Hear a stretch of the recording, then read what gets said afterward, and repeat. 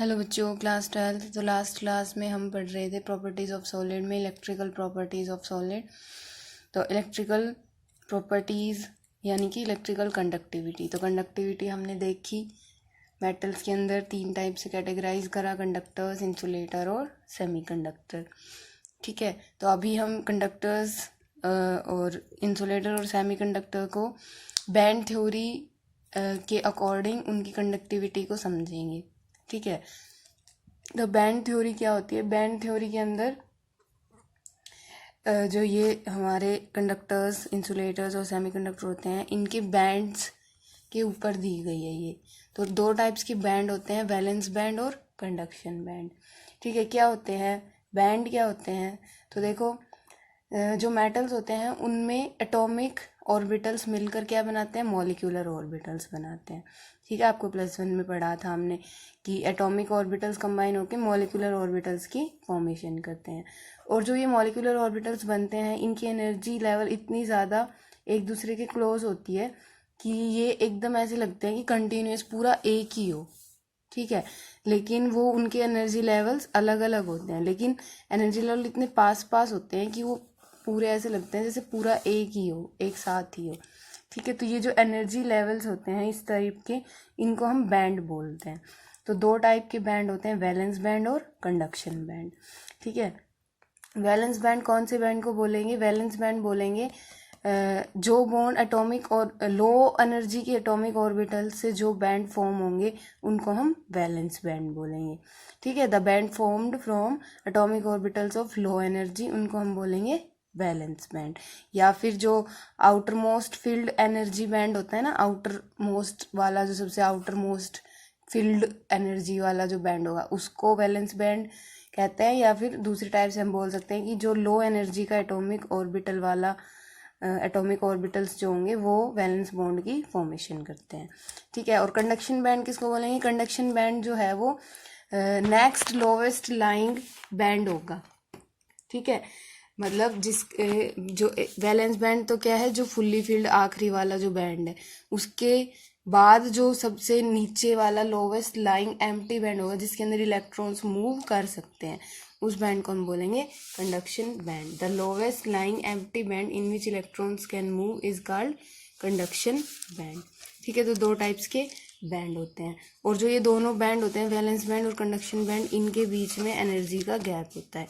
तो उस एनर्जी के गैप को हम बोलते हैं फॉरबिडन जोन। ठीक है, वैलेंस बैंड फुल्ली फील्ड होता है, और ये कंडक्शन बैंड इससे अगला बैंड होता है जिसमें इलेक्ट्रॉन जंप कर सकता है, और इन दोनों के बीच में जो गैप होता है उसको, एनर्जी का जो गैप होता है उसको हम फॉरबिडन जोन कहते हैं। ठीक है, तो ये जो बैंड्स है, कंडक्शन बैंड, वैलेंस बैंड, इनके बेसिस पे हम मेटल्स का, कंडक्टर्स, इंसुलेटर और सेमीकंडक्टर्स की जो इलेक्ट्रिकल कंडक्टिविटी थी उसका बिहेवियर एक्सप्लेन कर सकते हैं। तो देखो, मेटल्स के अंदर या फिर कंडक्टर्स के अंदर जब हम बात करते हैं तो ये देखो वैलेंस बैंड और ये कंडक्शन बैंड। ठीक है, ये बिल्कुल इनके बीच में कोई भी गैप नहीं होता। ठीक है, तो कंडक्शन बैंड और जो वैलेंस बैंड है वो बिल्कुल क्लोज होते हैं एक दूसरे के, और इनके बीच में कोई भी एनर्जी का गैप नहीं होता। एनर्जी का गैप नहीं होता है तो जो इलेक्ट्रॉन्स है वैलेंस बैंड से इजीली जंप कर जाते हैं कंडक्शन बैंड के अंदर।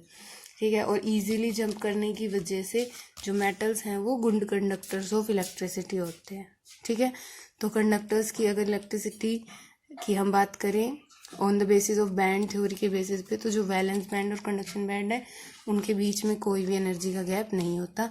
इस वजह से जो इलेक्ट्रॉन्स है वैलेंस बैंड में से वो इजीली कंडक्शन बैंड में जंप कर जाते हैं, और इसकी इलेक्ट्रिकल कंडक्टिविटी ज़्यादा होती है।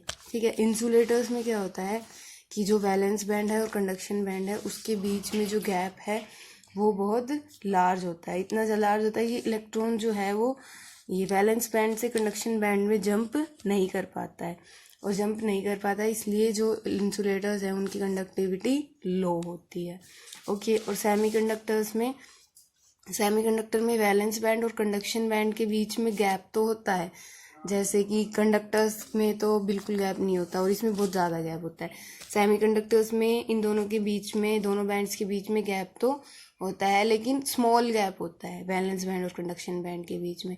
तो जब स्मॉल गैप होता है तो जैसे ही हीट करते हैं तो इलेक्ट्रॉन जंप कर जाते हैं वैलेंस बैंड से कंडक्शन बैंड में। इसी वजह से जो सेमीकंडक्टर्स होते हैं उनकी कंडक्टिविटी इसे कंडक्टर्स और इंसुलेटर्स के बीच में लाई करती है। ठीक है, तो ये हमारा कंडक्टिविटी का behaviour on the basis of band theory.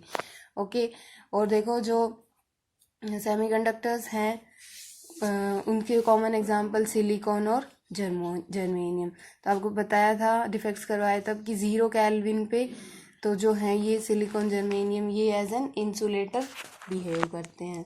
क्यों? क्योंकि जो सारे ये सिलिकॉन के या फिर जर्मेनियम के एटम्स हैं वो आपस में कोवेलेंट बॉन्ड से जुड़े हुए होते हैं ऐसे।